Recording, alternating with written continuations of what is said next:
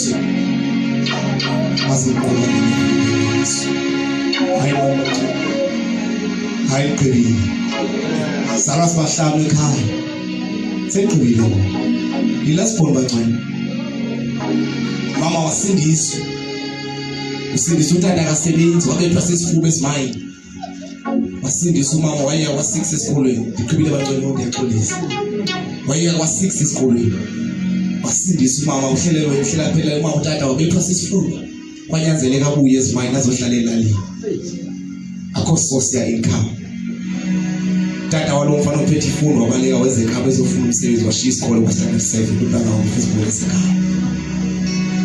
kwanyanzeleka umama sigijima phela le siphutha amadala sizame ukuba mawuthiwe ekhaya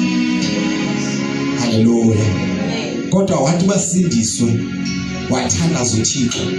wanetreaty noma isimo sinje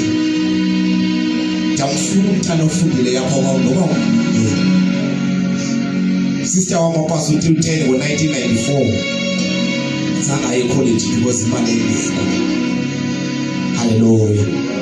sajilala sahlala phakathi afoni yakho naba umhlatyana uThixo uyasitshintshisa mna nomntawo denze into kwakhe sasesaziwa ngalali siphethe 5 liter sihamba sicela umgube emizini ukuze mkiwe ekhaya haleluya kodwa wamele wahambe kodwa ndithi ngo2002 ngipasa ugrade 12 umama waseke phambili esikolweni ehlala leteacher haleluya wanikeza imali i20,000 kugovernment haleluya wafoni yena ngoba basuthi wathi mntana ngifuna ukuspenda kuwe yonke le mali ufunde ube igraduate ngipasuthe ngifuna ungena esifemini ngifuna umsebenzi ngakho uma unika i20,000 ubhadele university izawubhadala iphele le 20,000 kodwa unomjana exercise ukhona ngifuna igraduate bayanzeleka lesitheni lawa baphethe 20,000 ayibush silunguna ngasanusazi bona ufune laleli kumsho lo bantu olobush ingxaki entole lifaka kubaba kodwa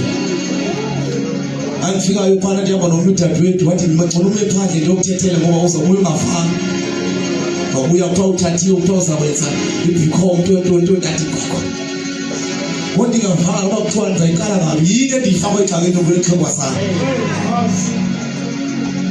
wathi xa kulengxaki okuyo ngcono uhambe uyobhritsha bhetele kumsikhulunga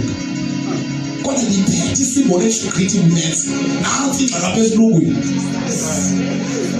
siphuma ihlobo mpasile uTheni futhi hayi kodwa isilungu asikho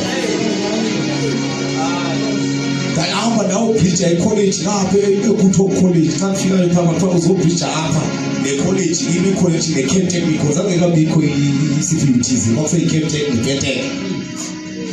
xa ngifika phaya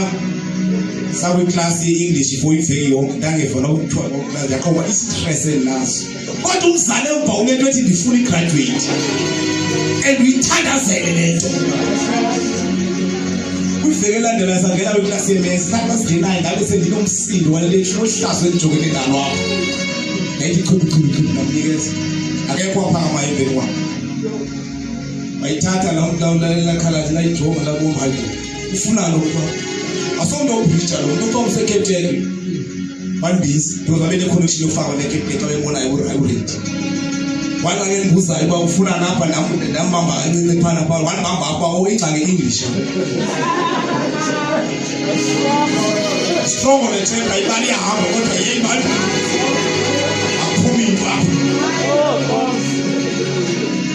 ale khona bathe imvili bawuthiwa apha kwi-electrical engineering uyabamba ngoba ngawuthi incika ucika apha usobala ngizawahamba namsebenzi nasilungu ngiyibona ngoku enye nento haleluya amen umthandazo emva yabangcwele umthandazo uthandazayo ngabantwana bakho sokuhlekiswa ngesimo sakwakho kodwa uhlale emthandazweni lo mthandazo uthandaza namhlanje uzawubona noma 10 years uba wona ngomso thandazile kwazana emva ngaphumelela ndafunda apho hayi pasa ke ngangena eCape Town unyaka olandelayo amaphulu kodwa i-lectures zethu apho hayi bamhlata ngafunda ngifuna ukuthi hayi bazalwane ndangifuna nithethe inyanga so was status wena ngahlala nje phansi ndiqoma ndijogile la ndoda ngokuyibalayo ibali ngoba ndifunda ngoba yonke la yenza into endishoka yenza upasa ngoba ibala la nto yenza pha ngihlale ekhukhwini eJoslova ngapha wangekho manzi eJoslova kungekho umbane kungekho toilet kungekho ndlela haleluya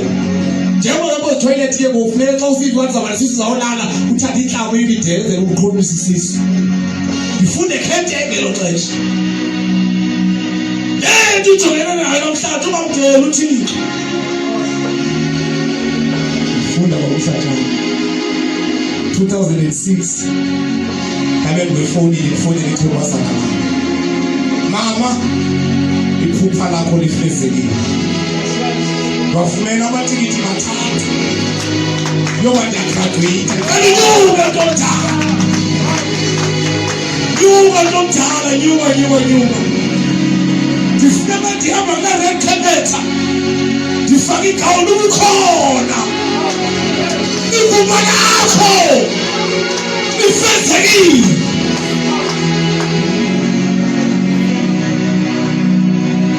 thandazela izandla zakho